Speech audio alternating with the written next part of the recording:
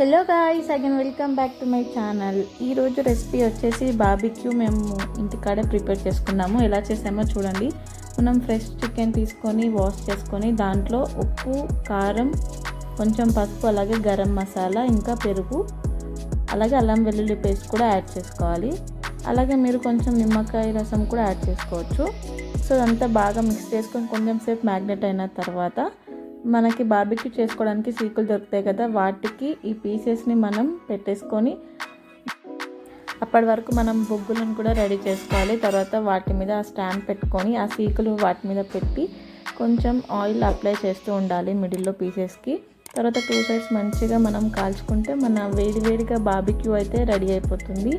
So ఎంతమందికి మీకు barbecue ఇష్టమో మాకు కమెంట్ చేయండి. So hope you guys like my video. Please to like, share, comment and subscribe to our channel.